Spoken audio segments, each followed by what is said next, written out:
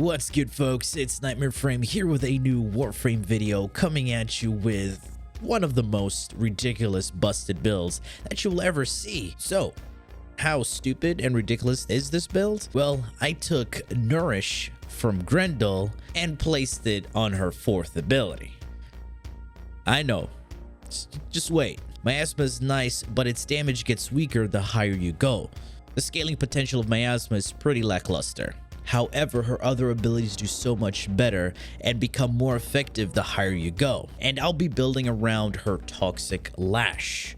Toxic Lash is used by casuals to guarantee spore spread with your weapons, but its strongest potential lies somewhere else. It coats your weapons with toxin damage, and the damage is doubled on melee. The toxin status effect is guaranteed on enemies regardless of your weapon's status chance. Oh yeah, it's a separate instance of toxin damage, and it won't combine with your modded elements. It scales from power strength, your weapon's damage, and the toxin mods on your weapons. And when it comes to faction mods, they will multiply your weapon's damage towards the faction, and the Toxic Lash hit is applied a second time, and the Toxin DOT will be multiplied a 3rd time, resulting in triple dipping damage. Coming back to Nourish, when you subsume Nourish, you only get the healing and the Toxin Elemental Damage multiplier. Nourish Strike, which imbues your weapons with Toxin Elemental Damage, so it basically functions as an Elemental Damage multiplier, which scales off your power strength, your base damage mods, and it's multiplied by faction mods. The status chance of your weapon will determine its proc rate, but its damage is still there. To put it in layman's term, think of it as a Prime Fever Strike guaranteed on all your weapons. Since it counts as a Toxin Elemental mod in weapons, this means it boosts Toxic Lash. And since it's an elemental damage multiplier, it adds on to any Toxin Elemental mods, bonus elemental damage, or any combined mods on your weapons. And now, how to effectively make this busted. And this is with our Toxic Lash augment, Contagion Cloud. Enemies leave a toxin cloud when they're killed while you have your Toxic Lash active. Of course, this will be doubled with melee. And we're going to have gas damage on top of that. But wait, what if I tell you can have gas damage and heat while having viral procs and corrosive damage? This is where I bring out the Kuva Ogris. I despise this weapon, but it works wonders with this build, especially using the Night Watch and Napalm augment mod. So basically, it will leave a pocket of fire, which will deal 30% of the weapon's modded damage, and the heat damage scales with modded heat and can ramp up like normal. It gets multiplied with faction mods and viral procs. And the heat pocket AoE is affected by Prime Firestorm and Amalgam Furax body count. Saryn spores are corrosive damage along with the status effect, and heat armor reduction is multiplicative with other sources of armor reduction. Let's not forget, even if an enemy dies from gas damage, the gas will continue to tick around the corpse, affecting nearby enemies. And on top of that, the status effects caused by Saryn's weapons last 25% longer. It's not much, but it's something. Here we are in the simulacrum. I will show you the builds and how it works. Now, there is one disclaimer. We do have shield gating and our decaying dragon key to reduce the shield value so we can get shields back faster. And we do have rolling guard. We also have our second ability, which we'll be using to recast so we can get our shields back, and we can even get over shields. But our main source of survivability is going to be Saryn. So this will allow us to engage better, disengage better, and if we're getting affected by any crazy status effects, we can cleanse it with Molt. Molt gives us a movement speed multiplier and also cleanses us with status effects and draws enemy fire, and when it explodes, it deals toxin damage, helping us spread spores even faster and causing more toxin procs.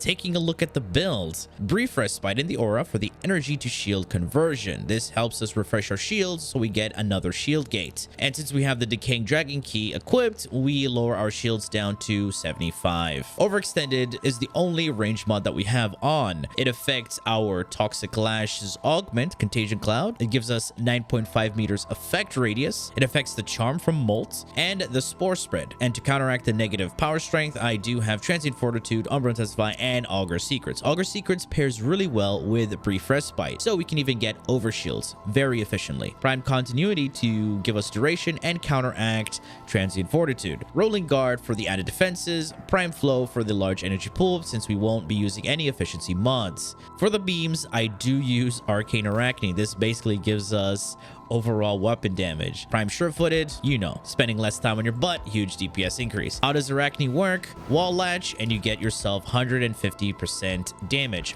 This cannot be refreshed. You would have to wait for the duration to end and do another wall latch to have it up again, which is the downside to this arcane. You can use whatever arcane you want. The reason why I'm not using acceleration, even though we're using the Ogris, because my Ogris is not built for crits. It has 9% crit chance. It's all about raw damage and status effects. Taking a look at the build, I have my Bane mod. You can run whichever Bane mod you want, depending on the faction you're up against. Primary Merciless is going to be our base damage, and it gives us reload speed and more ammo in the reserves, more multi-shots, and we have 2 heat mods. Remember, Night Watch Napalm will also scale from your heat mods. Nourish is going to add on to our gas damage, fire rate, faster reload, and AoE effect radius. This helps us with our ammo economy. And this is it. This is a pretty straightforward simple build. If people would look at this, they'll be wondering, what the heck are you doing? This makes no sense. And here, let me show you how this build works with 0 merciless stacks.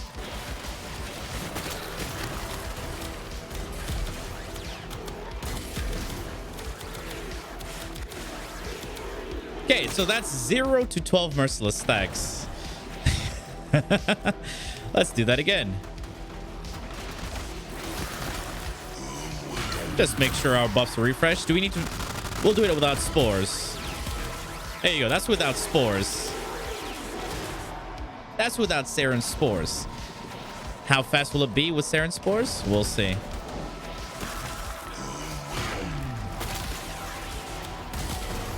All right, those are 2 shots. Well, damn. Shoot. Boom. Pocket of fire. And we have gas damage. We have toxin damage. And we also have viral procs, spores, and even our little panzer here. We'll do a little bit of armor strip if needed. And in the Operator Arcane, I'll be running Elevate and Magus Anomaly. This will help me pull in enemies into my toxin clouds. And we can even engage with Vazarin. As you see right there, we're invulnerable. And for utility weapons, you can run the Furax with the Amalgam Furax body count just to give us more blast radius. That's 20% blast radius along with Firestorm right there. And if you want to run a melee setup with this, with the dual E-cores, E-cores come with base toxin and you can mod them for gas. 0 combo. There we go. Saryn just makes a lot of weapons busted. Now for the other setup, we can even run with a Dokram Za. And this is our melee build. We'll just have the heat mod. If we want, we're going to swap out the stance for Rending Crane for faster Exodia Hunt procs. Without using Magus Anomaly. There we go. From 0 to 12 combo, they're already dead. And remember, all melee damage while using Toxic Lash is doubled. All of that is doubled. For this loadout, instead of using the new core, I really prefer the Epitaph because of its guaranteed cold proc and blast, which will reduce the enemy's movement speed and animations and also reduce their accuracy, so they'll shoot me less. We have our multi-shot here and, you know, a little extra dodge speed, more fire rate, viral, heat, AoE, status chance, and more fire rate. Unfortunately, there is one annoying factor to this build. You have to use the Ogris, which can be blinding, and you have to listen to this sound.